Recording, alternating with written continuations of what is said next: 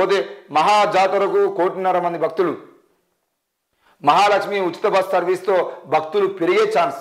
6,000 special బస్సులు. Route క్లియరెన్స్కు nodal ఆఫీసర్లు. మేడారం జాతరపై మంత్రుల స్పెషల్ రివ్యూ. వచ్చే నెలలో జరగబోయే మేడారం మహాజాతరకు 1.5 కోటి మంది భక్తులు వచ్చే అవకాశం ఉందని ప్రభుత్వం గుర్తించింది. ఈ మేరకు అన్ని రకాల ఏర్పాట్లు చేయాలని సంబంధిత శాఖలకు సూచించింది. జాతరపై హైదరాబాద్లోని MCHRDలో మంత్రులు సమావేశం నిర్వహించారు. ఈ సమావేశంలో రెవెన్యూ, సమాచార శాఖ, పౌర సంబంధాల శాఖ మంత్రి పొంగులేటి శ్రీనివాసరెడ్డి మాట్లాడుతూ తెలంగాణలో ప్రతిష్టాత్మకమైన సమ్మక్క సారలమ్మ జాతర నిర్వహణ కోసం రాష్ట్ర ప్రభుత్వం 75 కోట్లను విడుదల చేసిందన్నారు. జాతరలో గిరిజన, ఆదివాసీ సాంప్రదాయ నృత్యాలతో ప్రత్యేకమైన కార్యక్రమాలు ఏర్పాటు చేయాలని అధికారులను ఆదేశించారు.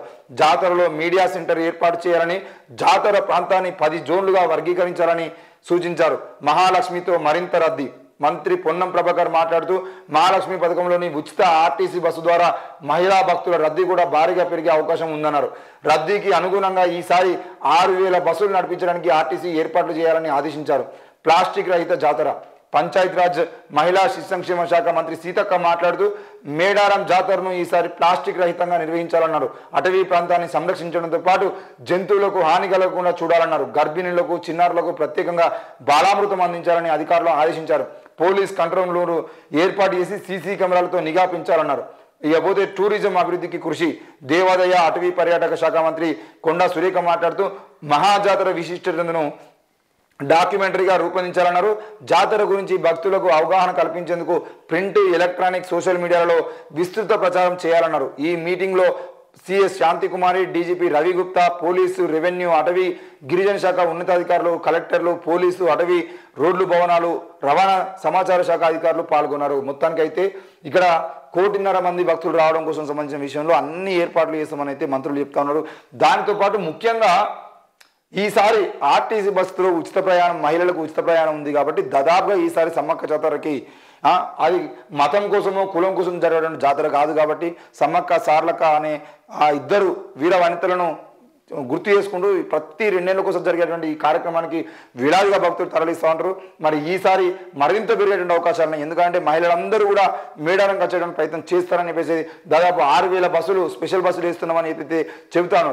ఇకపోతే ప్లాస్టిక్ రహిత జాతర అని చెప్పేసి సీతక్క గారు మాట్లాడుతున్నారు. నిజానికి ప్లాస్టిక్ రహిత జాతరగా మార్చాల్సిన అవసరం ఏముంది అని అంటే, ఆ 1.5 కోటి మంది తలా ఒక్క ప్లాస్టిక్ వాటర్ బాటిల్ అక్కడ పడేసిన 1.5 కోటి బాటిల్ వాళ్ళు అక్కడ జాతర సంబంధించిన విషయంలో వాళ్ళు తాగి పడేసేటువంటి వాటర్ బాటిల్ కానీ, వాళ్ళు తెచ్చుకున్నటువంటి కవర్లలో తెచ్చుకున్నటువంటి కవర్లు ఏమైనా సామాన్లు ఉన్నాయంటే వాడుకున్న తర్వాత కవర్లు పడేయడం కానివ్వండి, వాళ్ళ బట్టల కవర్లు కానీ ఏదన్నా విషయం 1.5 కోటి మంది అక్కడ చేరుకుంటే ఆ 1.5 కోటి మంది తలా 1 లేదా 2 కవర్లను అక్కడ పడేసిన దాదాపు 3 కోట్ల కవర్లు ఈరోజు ప్లాస్టిక్ కవర్లు అక్కడ కనబడే అవకాశం ఉంది.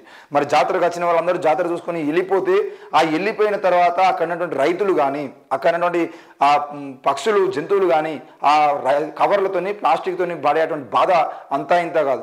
ఈరోజు రైతులు వాళ్ళు జాతర అయిపోయిన తర్వాత దుక్కి దున్నుకోవాలన్నా, అక్కడ వ్యవసాయం చేయాలన్నా ఆ కవర్లను ఏరేటువంటి పరిస్థితి కూడా లేకుండా విపరీతమైనటువంటి సమస్యలు ఉంటున్నాయి. ఈరోజు ఒక స్థలంలో రైతులు ఏరుకొని ప్లాస్టిక్ మొత్తం తీసి బయటపడేసి దున్నిన తర్వాత మళ్ళీ వేరే ప్రాంతం నుండి గాలి గుట్టుకొచ్చేటువంటి కవర్లు కూడా అక్కడ ఇబ్బందులు గురి చేస్తూ ఉన్నాయి. కాబట్టి దయచేసి జాతర పోతున్నటువంటి వ్యక్తులు కూడా గుర్తుపెట్టుకోవాల్సిన విషయం ఏంటంటే, వీలైనంత వరకు మీ ప్లాస్టిక్ని అక్కడ దుర్వినియోగం చేసేటువంటి ప్రయత్నం చేయొద్దు. మీరు వాటర్ బాటిల్ని ఇంటికాడ నుండి పట్టుకోండి. వీలైతే వాటర్ బాటిల్లోనే వాటర్ నింపుకునే ప్రయత్నం చేయండి. వీలైనంత తక్కువ కవర్లు, ముఖ్యంగా చిన్న చిన్న వాటి కోసం కూడా మీరు తీసుకుపోయేటువంటి ఆహారాలకు సంబంధించిన విషయంలో కూడా కవర్లలో పట్టుకుపోయి ప్యాకింగ్ చేసి పట్టుకుపోయే ప్రయత్నాలు చేస్తూ ఉంటారు. దయచేసి వాటి కోసం కవర్ కాకుండా వేరే వాటిని ప్రత్యామ్నాయంగా చూసుకోవాలి. ప్లాస్టిక్ రహితంగా జరపాలని చెప్పేసి గవర్నమెంట్ కోరుకుంటుంది. ప్లాస్టిక్ రహితంగా జరిగే విధంగా ప్రజలు కూడా ఆలోచించాలి. దయచేసి ఆ ప్లాస్టిక్ను ఎక్కువగా వృధా చేసి అక్కడ వృధా చేసేటువంటి ప్రయత్నం చేయాల్సినటువంటి పని మీరు చేయకుండా ఉంటే తప్పకుండా అక్కడ ప్లాస్టిక్ రహిత పర్యావరణ రక్షించుకునే ప్రయత్నం మీరు చేసిన వాళ్ళు అవుతారు. కాబట్టి ముఖ్యంగా అక్కడ ఉన్నటువంటి రైతుల్ని కాపాడే ప్రయత్నం మీరు చేయాలని చెప్పేసి కోరుతా ఉన్నాం. ఎందుకనంటే ఇక మనం అలాగే చేసుకుంటూ పోతే దాదాపుగా ప్రతిసారి జాతర జరిగేదంటే ఆ జాతర జరిగిన తర్వాత దాదాపు 1-2 నెలల పాటు 3 నెలల పాటు కేవలం ప్లాస్టిక్ను ఏరేటువంటి పని పెట్టుకోవాల్సినటువంటి పని గవర్నమెంట్ పడుతుంది. అక్కడ ఉన్నటువంటి సాధారణ రైతులకు కానీ అక్కడ ప్రజలకు కానీ పడుతూ ఉంది. దయచేసి దాన్ని కూడా మీరు అర్థం చేసుకుంటే బాగుంటుంది.